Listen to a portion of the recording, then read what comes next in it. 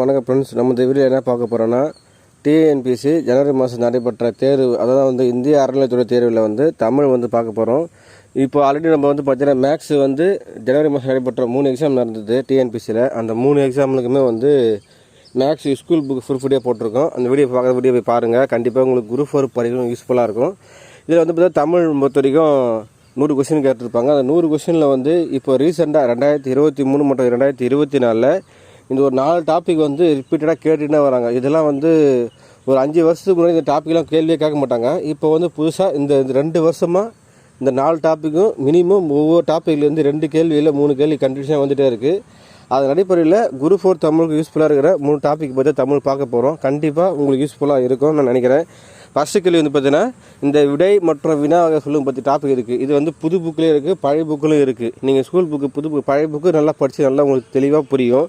விடை எத்தனை வகை போடும், வினா எத்தனை வகை போட சொல்லி பொதுவாக கொடுத்துருப்பாங்க. இதில் வந்து பார்த்தீங்கன்னா ஃபஸ்ட்டு கேள்வி என்ன கேட்டிருக்காங்கன்னா, இந்த வேலையை செய்வாய் என்ற வினாவிற்கு நீயே செய் என்று சொல்லுவதுனா ஏவல் விடை. ஒருத்தர் வந்து நம்ம வேலை செய்ய சொன்னாங்கன்னா நீயே செய் அப்படின்னு சொல்லி திருப்பி அவங்களும் சொல்லணும். அது விடைனா ஏவல் விடை. இது வந்து ஸ்கூல் புக்கில் உங்களுக்கு பழைய புக்கில் அப்படியே இருக்குது.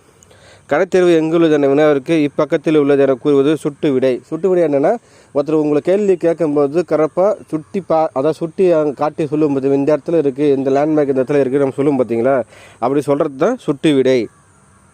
அடுத்த கேள்வி வந்து பார்த்தீங்கன்னா, கடைக்கு போவாயா என்ற கேள்விக்கு போவேன் என்று உடன்பட்டு கூறல் வந்து பார்த்தா நேரு விடை.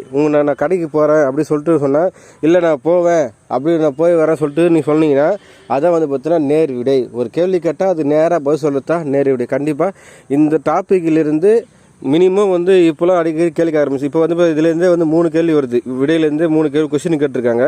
கண்டிப்பாக அடுத்த குரூப் 4ல் மினிமம் ஒரு கேள்வி வரதுக்கான வாய்ப்பு. ஏன்னா கொஸ்டின் பேப்பர் குரூப் 4 பொறுத்த வரைக்கும் கொஞ்சம் கடினமாக வரதுக்கான வாய்ப்பு இருக்குது. அப்போ கடினமாக கேட்கும் பட்சத்தில் இந்த டாப்பிக்லேருந்து ஒரு கேள்வி கண்டிப்பாக கேட்பாங்க. டாபிக் வந்து பார்த்தீங்கன்னா இந்த ஊமையாக விளக்கப்படும் பொருள். இதுவும் வந்து ரீசெண்டாக டிஎன்பிஎஸ்சியில் வந்து அடிக்கடிக்கு 2024, 23 நடைபெற்ற தேர்வில் வந்து மினிமம் ஒரு கேள்வி, மேக்ஸிமம் 2 கேள்வி கேட்டிருக்காங்க.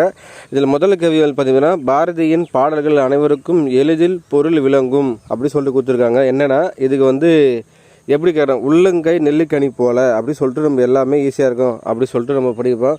இந்த ஊமையாக விளக்கப்படும் பொருள் வந்து உங்களுக்கு புது புக்கில் இருக்குது, பழைய புக்கில் இருக்குது. அதுக்கப்புறமேட்டு வந்து பார்த்தீங்கன்னா, காக்கை உட்கார்ந்து பணமழை விழுந்தது போல். இது வந்து பார்த்தீங்கன்னா தற்செயலான நிகழ்வு. இப்போ காக்கா உட்காந்து பணமழை சொல்லுங்க பார்த்தீங்களா, அது ஊமையாக என்ன சொல்லுவேன்னா உங்களுக்கு தற்செயலான அந்த நிகழ்வு. ஏன்னா வந்து காக்கா உட்காந்து இல்லை, காக்கா வந்து உட்காதனால பணமழை வீழ்தான் போகுது. ஆனால் காக்கா உட்காந்து பணமழை விழுந்துன்னா தற்செயலான நிகழ்வு அப்படின்னு சொல்லிட்டு சொல்கிறாங்க. அதுக்கடுத்து பிறகு கெட்டியாக பார்த்து எனக்கு ஊமையை கூறும் பொருளை கிடையாதுன்னா புகழ் பெற்று விளங்குதல். இதுதான் வந்து பார்த்தீங்கன்னா கேட்டிருக்காங்க. இது போல் வந்து இந்த டாபிக் மினிமம் 3 கொஸ்டின் கேட்டிருக்காங்க. இதில் வந்து கண்டிப்பாக நம்ம குரூப் 4 ஒரு கேள்வி வரதுக்கான வாய்ப்பு நிறைய ஒன்று இருக்குது. அடுத்தது வந்து இந்த வாக்கிய வகையில் இருந்தும் வந்து உங்களுக்கு நிறைய கேள்வி வந்து பார்த்திங்கன்னா கேட்க ஆரம்பிச்சிட்டாங்க.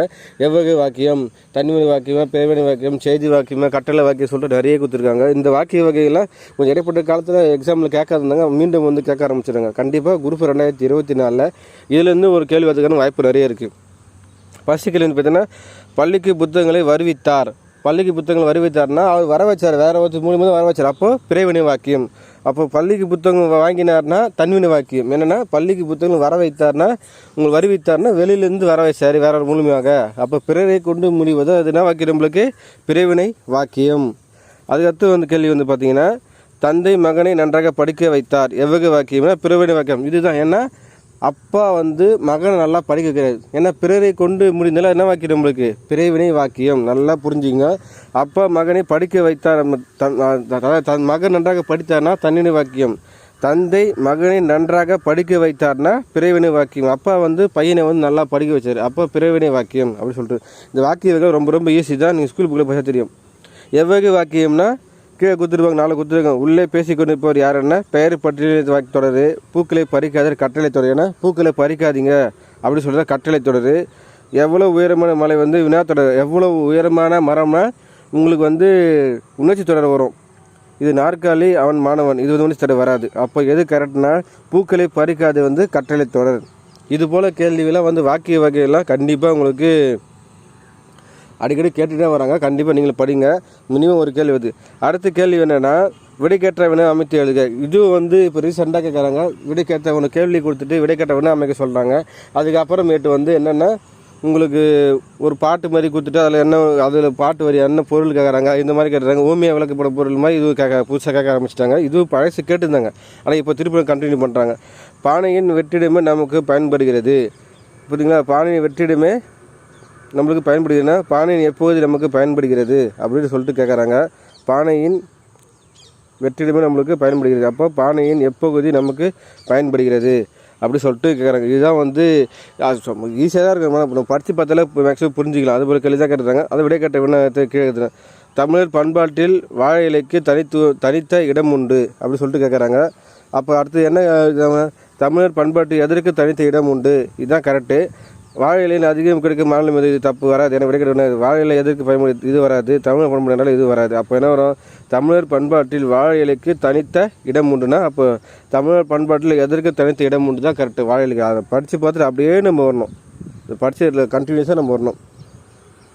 அடுத்த கேள்வினா, பகுத்தறிவு கவிராயர் என போற்றப்படுவ உடுமல் நாராயண கவி. ஏன்னா வந்து கரெக்டாக தான், பகுத்தறிவு கவிராயர் என்று போற்றப்படுகிற உடுமல் நாராயண கவி.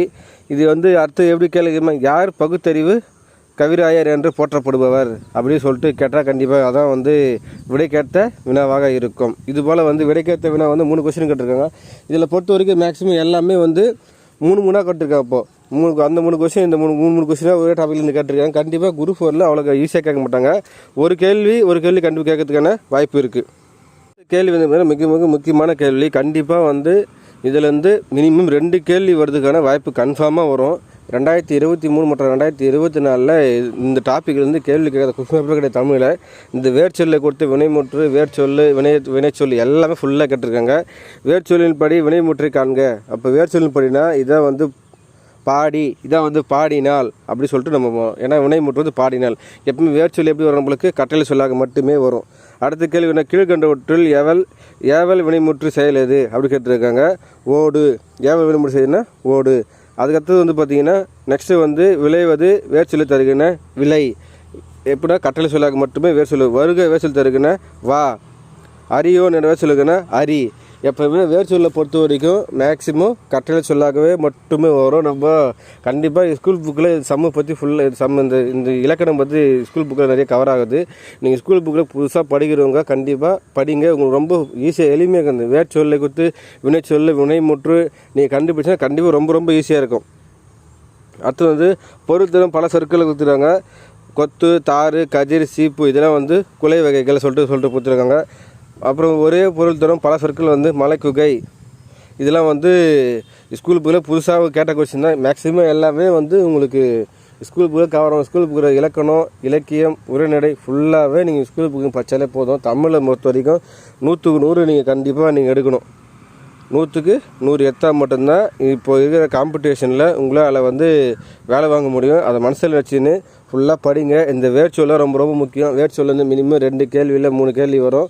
அதனால் நீங்கள் வேர்ச்சொல் இலக்கணம் ஃபுல்லாக படிங்க. இலக்கணம் பொறுத்த 30 கேள்வி வரும். தமிழில் இலக்கணம் 30, உரைநடை 30, செய்யுள் 30, மிச்சம் 10 கேள்வி பொதுவாக கேட்பாங்க. ஸ்கூல் புக்கை பொறுத்த வரைக்கும் 6வதுலேருந்து 10வதுல தமிழ் புக்கு ஃபுல்லாக கவர் ஆகுங்க. இலக்கணம், இலக்கியம், உரைநடை ஃபுல்லாக படிங்க. அதில் இருந்தால் உங்களுக்கு கொஸ்டின் வரும். கண்டிப்பாக உங்களுக்கு வந்து 2024 தமிழில் 100க்கு 100 போட முடியும். அதை மட்டும் மனசில் வச்சு படிங்க. இந்த வீடியோ பிடிச்சிருந்தா லைக் பண்ணுங்கள், கமெண்ட் பண்ணுங்கள், மறக்காமல் சேனலை சப்ஸ்கிரைப் பண்ண முடியல. தேங்க்யூ.